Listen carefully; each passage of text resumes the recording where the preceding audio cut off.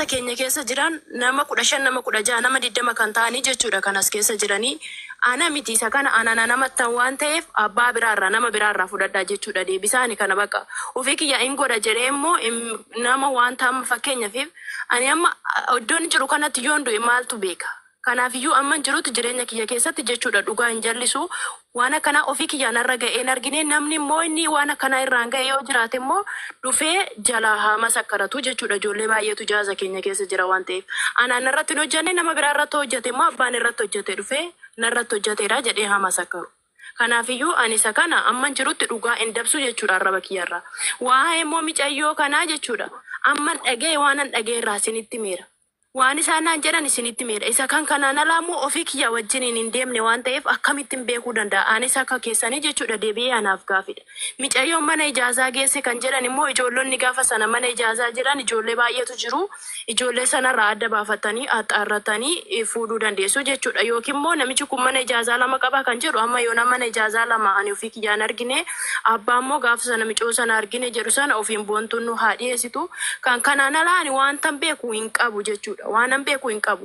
Amma beeku moo namicha kana moo dabarsiitii kennu yoo jettan ani jammar namicha dabarsee kennuudhaaf jechuudha eeyyamamtuudha. Maal naa ta'a ofii koof jechuudha waan inni naa ta'u hin jiru. Garuu dhugaan jiru moo wanti jiru hojii akkanaa hin hojjeta an jedhame abbaan irratti hojjete amma sakkaratu malee anaan irratti hin hojjenne anarra waan akkanaa waan hin geenyeef waan an jedheetu masakkaruu qabu jechuudha waan an ofii kiyyaan argine. Tokkummaa sirraa eegallaa gaaffii qabatu qabda.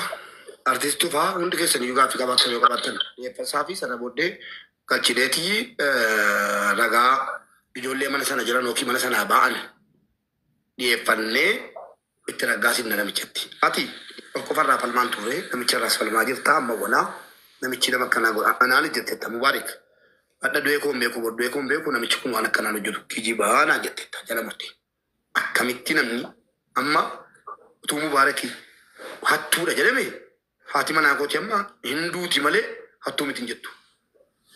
Mallattoo gaaffiitti ta'a maala laata jetti eeddi malee hattuu miti hin jettu. Maal beekti maa? Akkamitti namni tokko namarraa falma. Inni jedhus gaaffii wanni nuti shakkiitti nu galchaa jiru immoo irra caalaa falmiyaatti namicha kanarraa falmitu rakkoon qabu. Ragaadhumatti ol galchina moo warra sirra jirtan waan gaafattan yoo qabaatan gabaabsaa gaafadha. Dabareedhaan suutaa. Wannan jechuun barbaadu wama tokkitti jedha inni namu intala argee jechuun mana ijaazaatti intala mucayyoo amma duute isiin jettu kana nama arge sana utuu dhiyeessite jechuudha kanuma qofaan waa biraan jedhu nama qaamaanis si arge sana dhiyeesse jechuu barbaade ta'uu wal biratti galatoo. Biifoolee waan jettu barbaadu.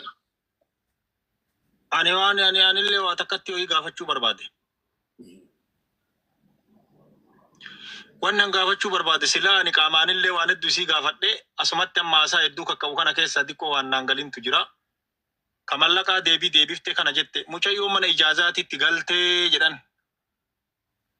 Mana ijaazaa geette jechuu amma ka'aa jira.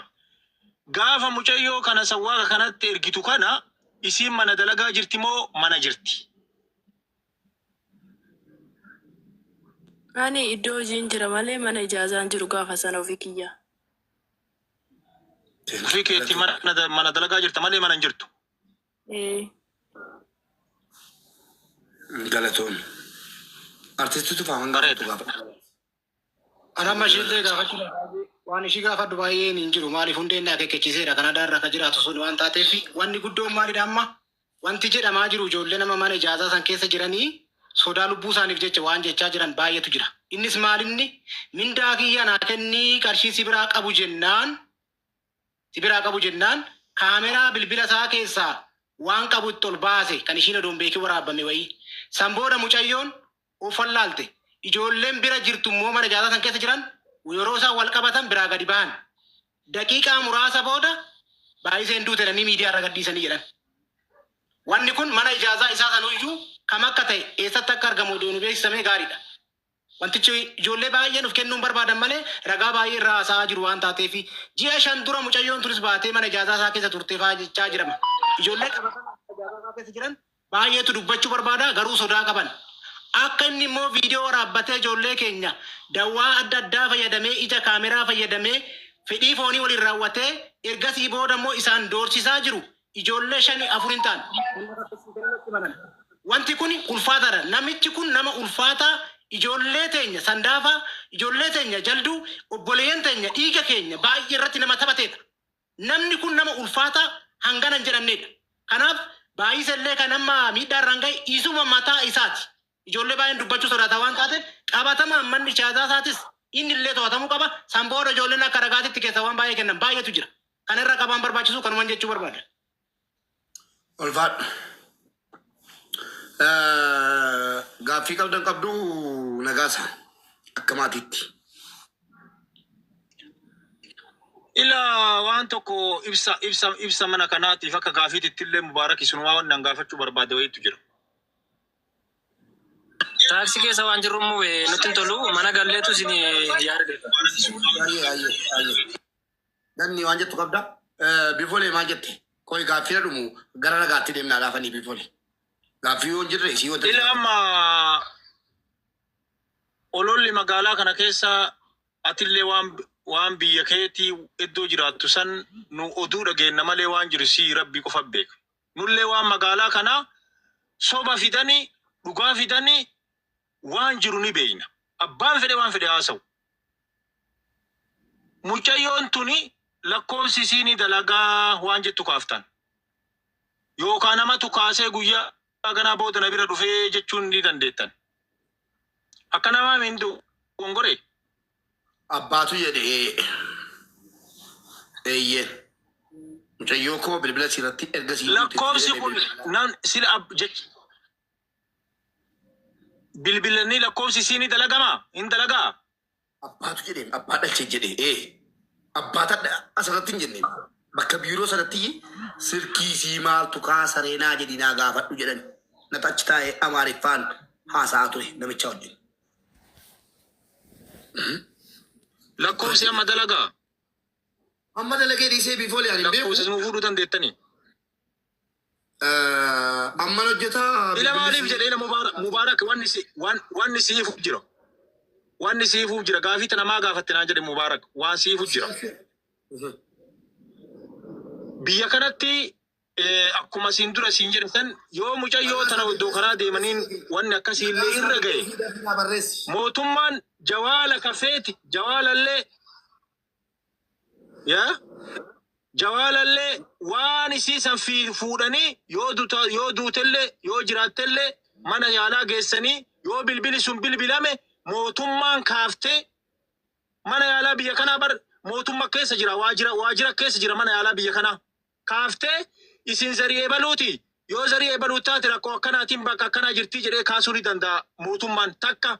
Yoo ammoo yookaan nama keenya Itoophiyaa ta'i yookaan ammoo Bangaaliiwwan sanniin ta'i mootummaa yoon ta'i yoo namni biraa bilbila mucattii kabaasu ta'e kakaasu ta'e mucattiin duutee maal goonaa qaa'ina maa warrallee boochifna. Ila wanni isinii galuu qabu.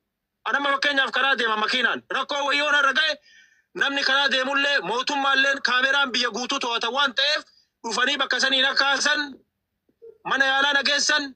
Yoo bilbila kiyya ammoo bira kaayan bananii yoo namni kiyya narra bilbile ati zari'ee baluuti mucaan kun dhukkubsatee yookaan balaa makiinaatiin miidhamee mana yaalaa akkanaa jira koottaa nama keessan laalladhaa jetti. Yoo ammoo namni biraa na ukkaamsee bilbila narraa kaase namuma na ukkaamsee namuma mucattii sanachi baasee harka jirti mucayyoon tun maal goonaa duute jennee faarsinaree yoo bilbilli isii kaame jedhame. Ayyee al tokko Nagaasaa dubbii bareedaa kaase kanaafan tokko ija an qoftee haasa'uun hin ta'u. Waan ani hin beekne danuutu gadi baara. Nagaasaa abbaadhaan bilbilicha fuudhii keessaan na ergi amma banaadhaa jedhiin gidduu kana banaadhaa naa jedhiin mee. Har'a mareen cufamne silkicha amma irratti nu hojjetaa har'a garuu cufaadhaadhi amma yaalaa jirran. Amma addaatti hojjetaa jira? Amma irratti nu hojjeta amma cufaadha. Kanas nuti qabadhaa bilbilicha keessaa na erga. Nan barbaada. Dhageessanii maatii dhagaa abbaan yoo ana ta'e yoo nama biraa ta'e siree galee shakkuu dandeessu. Abbaan ilmoo